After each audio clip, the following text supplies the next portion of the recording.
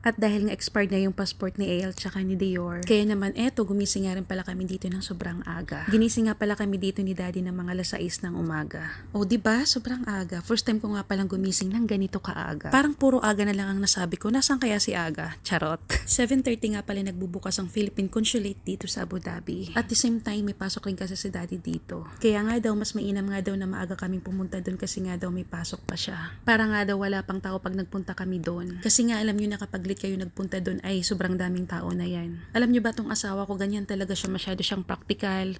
Gusto niya kapag mga ganito, gusto niya agahan talaga para hindi nga daw malilate kasi nga daw mamaya marami na yung tao. Ganyan talaga siya mag-isip. Kaya yan talaga yung mga bagay na gustong gusto ko sa kanya. Alam mo yung nakaplano talaga lahat pagdating sa kanya, naka-time management, tapos ang bilis niya kumilos pagdating sa mga ganito. Halos siya talaga lahat ang gumagawa dito sa amin pagdating sa mga papeles namin. Gusto niya kasi nakaayos talaga lahat.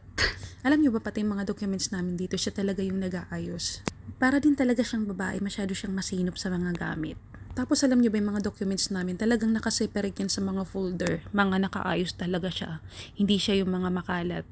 May mga nakasulat pa yan, marriage certificate, birth certificate ni Dior. Mga ganon siya kaayos. Kaya naman sobrang gaan na rin talaga ng buhay ko na siya yung napangasawa ko. Thank you Lord talaga. Katulad din kapag nagbibiyahe kami or pauwi kami ng Pinas, wala na rin talaga akong masyadong ginagawa. Siya talaga lahat ang gumagawa. Ang gagawin ko lang talaga is sumunod sa kanya at yun lang.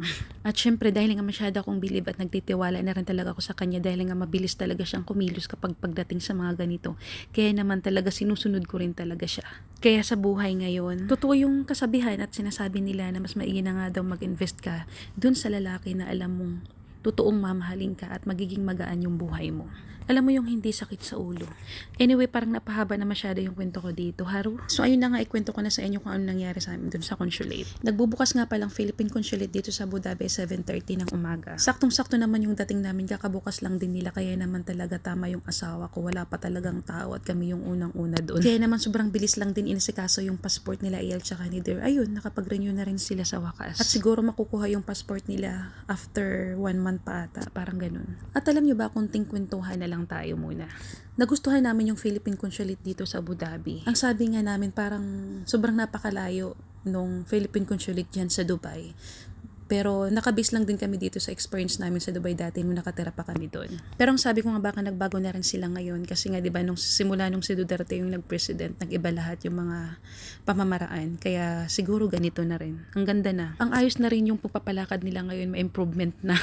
Unlike before na talagang sakit sa ulo, nakaka-stress kapag may kukunin kaming documents. Pero dito sa Abu Dhabi nakakatuwa talaga yung experience namin dito.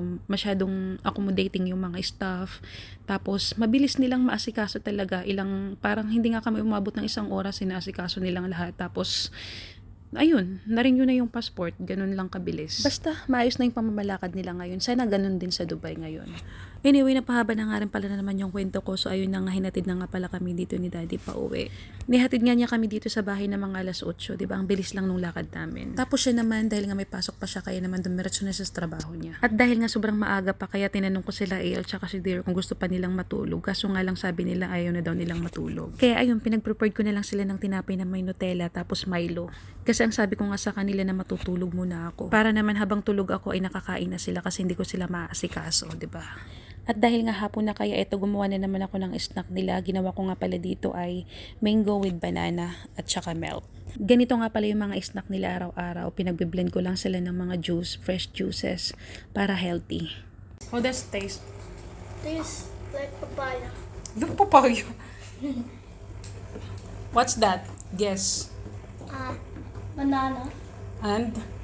strawberry, mango, Yeah, mango. How come strawberry? banana, and mango. Yes. I said that first. No. Thank you for watching. Bye bye.